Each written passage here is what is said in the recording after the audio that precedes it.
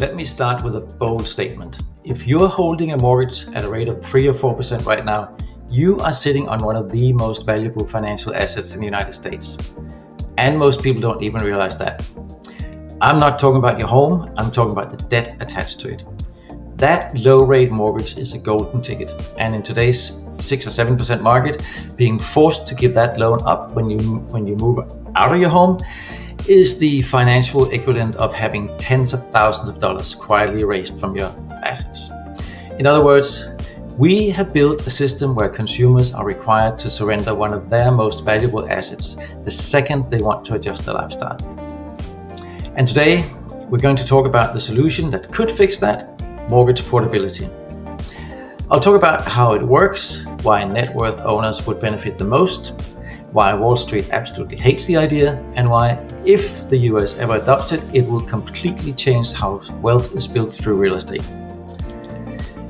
But a little bit of a spoiler alert, the road to get there is messy, really messy, and that's exactly what we're going to talk about today. If you're new here, my name is Ben Danholm. I am the broker owner of Maxim Realty Orlando. I work with homeowners, investors, home buyers, and luxury clients across Central Florida. People who think strategically about debt, equity, opportunity, and long-term wealth. I translate complex real estate economics into something that you can actually use to make better decisions, protect your assets, and move with confidence, even in this pretty chaotic market. So let's get into it. Because this topic is more than a mortgage conversation. This is a wealth preservation conversation. And right now, the golden ticket mortgage, the low rate debt almost half the country holds, is at the center of a massive structural problem. According to my research, more than 52% of all US borrowers have a mortgage rate under 4%, and over 80% are under 6%. That alone creates what economists call the lock-in effect. Think of it this way. If you got a $500,000 loan at 3%, your principal and interest payment is about $2,108. If you move to just another $500,000 home at today's 7% rate, your payment jumps to $3,326. That's a 57% increase for absolutely zero upgrade in lifestyle. Most people look at that and say, no, thank you. And that's one of the reasons that inventory is frozen nationwide in the real estate world. Homeowners are not unwilling to move, they are unwilling to burn an asset that is so powerful. And that's the key to remember today. Your low interest mortgage, if you have one, is not a liability. It's an income producing asset in disguise. A portable mortgage could allow you to keep that. So let me walk you through this in plain English before we get into a little more advanced mechanics. A portable mortgage decouples your loan from your property. Right now in the United States, a mortgage is legally attached to a specific house. If you sell that house, the loan must be paid off. Portability completely flips that. It treats your mortgage almost like a personal line of credit secured by real estate. You sell house A, you buy house B, and your loan, your rate, your term, your balance, everything moves with you. That means that your 3% loan stays a 3% loan. You do not have to give it up. You do not have to refinance at 7% or 6%. And if you're buying a more expensive property, the lender could use a system that Canada and the UK already use called blend and extend. Here's a scenario that sort of explains that. If a buyer has a $300,000 loan at 3% and wants to upgrade to a $500,000 home, they would typically need an additional $100,000 of financing. That extra piece gets originated at the market rate, which could maybe be 7%, but the bank blends the two, and the final mixed rate, if you like, is about 4%. And that's in a 7% market. So by mixing the two, your rate goes up a little bit if you need to borrow additional money, because you have to borrow the additional money at market rate, but your mixed rate, your blended rate will stay a lot lower than market rate. And that's not a theoretical number, that's straight from our research. So think about what that means. It means that high net worth homeowners who wants to move from a $1 million home to a $2 million home doesn't face a payment explosion. It means that a relocating executive isn't punished for taking a new job. It means that a growing family isn't trapped in a starter home. It means wealthy household and anyone with substantial legacy debt retain their incredibly valuable cost of capital. Now, here's where it gets really interesting. Low rate debt shifts the market's power dynamics. When you allow a borrower to carry a 3% loan into their next purchase, you're just giving them a competitive advantage that first-time buyers cannot compete with. This is what we could call the rise of the haves and the have-nots. The haves are people who secured cheap pre-2022 debt.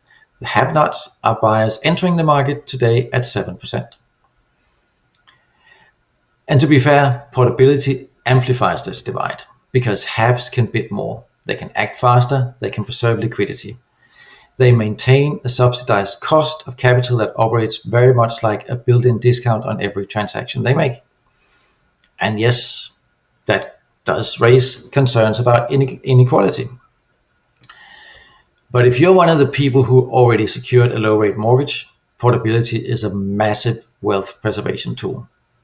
You retain your rate, you retain your amortization schedule, you retain your principal down payment pace, or pay down pace, You retain the future value of cheap debt, something that quantifies as having tens of thousands of dollars in net present value. In other words, portability lets you keep one of the few financial gifts that the last decade gave us: extremely cheap money.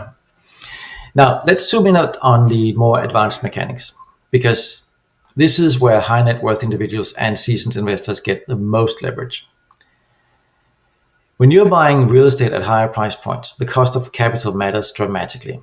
If you're acquiring a $2 million home, the difference between borrowing at 4% versus 7% is not a minor monthly change. It affects your liquidity, your investment runway, the opportunity cost of your cash, and the way your entire portfolio behaves. That's why portability is so appealing to wealthy owners. It allows you to relocate your capital structure without detonating your borrowing advantage.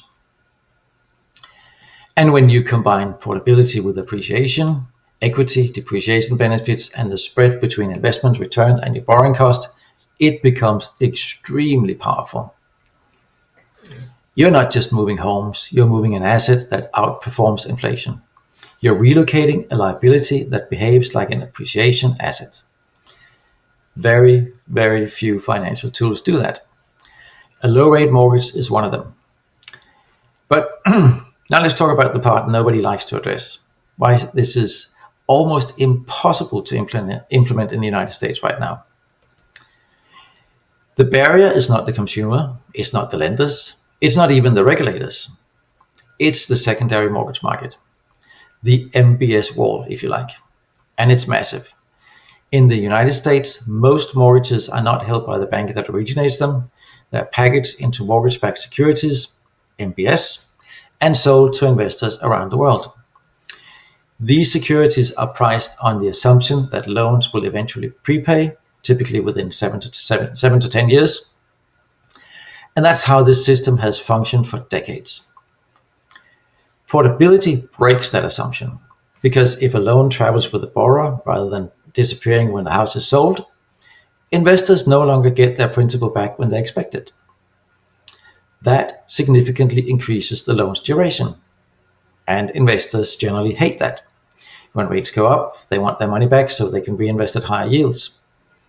Portability locks their money in, just like it locks the rate in for the borrower, and the value of their security drops. That is why investors, if we did introduce portability, probably would demand higher yields upfront, which would translate into higher mortgage rates for everybody. But that's just one issue. There's also something called collateral contamination. Another major point. Because MBS, mortgage-backed security pools, are grouped by geography and risk characteristics. If a loan originated in Ohio suddenly ends up secured by a house in Miami, the risk profile changes. Investors who thought they were buying Midwest risk now suddenly hold Florida hurricane risk. That undermines the entire trust mechanism on which the MBS market depends. It's like changing the ingredients on a product after it already has been shipped to millions of customers. And that's why portability, in its true form, challenges the foundation of the entire American mortgage architecture. And then there's the legal issue. A mortgage is a lien on a specific property. To move it, you technically have to extinguish it and recreate it. That raises potential problems with fair lending laws and state-specific foreclosure rules, and other state-specific rules for that matter, because each state have their own rules around mortgages. There are federal rules, but there are also local state rules. Portability across state lines, that would actually be almost impossible under the current structure. Again, this is not a lender unwilling to help you. This is the legal plumbing, if you like, of the entire mortgage system. So what does this all mean? Well, it means that while portability is a brilliant concept and has been proven internationally in countries like Canada and the UK, the US system was not built to support it. The 30-year fixed mortgage is unique in the world, not because 30-year mortgages aren't available in other countries, and not because fixed rates for 30 years are not unavailable in other countries, but because no other country, as I know of, has fixed rates for 3 decades and then securitizes them on a scale. So portability works in Canada and UK because their fixed periods are short. They typically reprice every 2 to 5 years. The risk is temporary. In the US, it's 30 years, and it's packaged to investors who expect a certain repayment schedule. And 30 years, if you remove that prepayment, that's suddenly a lifetime. So that's why the real portability would require a massive overhaul of the MBS system, or maybe a shift toward portfolio lending. It's another solution. But here's the thing, even if it's hard, the benefits to consumers who already hold low rate debt are enormous. And even though it could mean that future mortgages might be priced slightly higher to take into account that they were not being prepaid as fast as previously anticipated, it's still a good idea, especially if the goal is to unlock inventory, preserve mobility, and allow people to adjust their lives without being financially punished. In that case, in my mind, portability is the most elegant solution we have.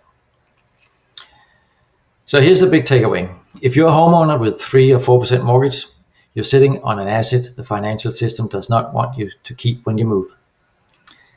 Portability is the innovation that would let you preserve that asset. But implementing it requires re-engineering the entire system behind the scenes. For high net worth individuals, the strategic value is clear. The ability to port your cheap debt into a more expensive property can save you hundreds of thousands over time. It can protect your wealth and give you a competitive edge in every transaction.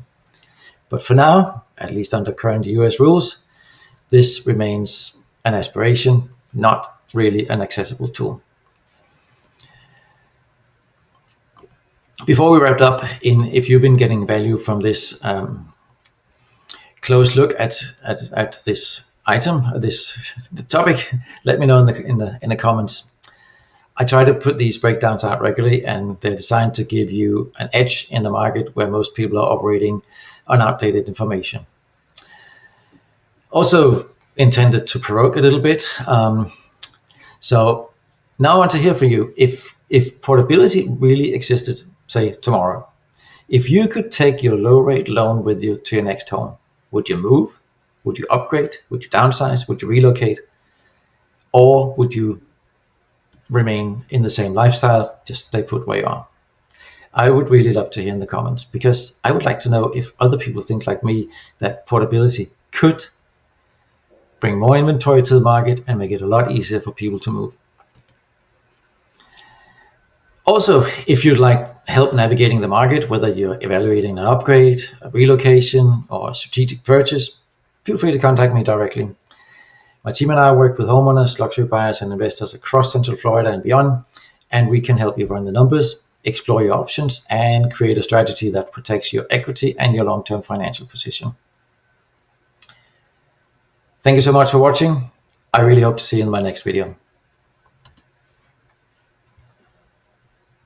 Hey, it's Ben Danholm, and listen, if you don't follow this channel, there's a good chance you'll never see me again. I consistently create helpful content for those who are currently in the real estate market. This information can be extremely helpful for your buying and selling needs, so be sure you like and subscribe here. And most importantly, leave a comment to let us know if this video was helpful for you. We're here to help the Central Florida community, and we always love your thoughts and questions. Follow now, and I'll see you with our next helpful video.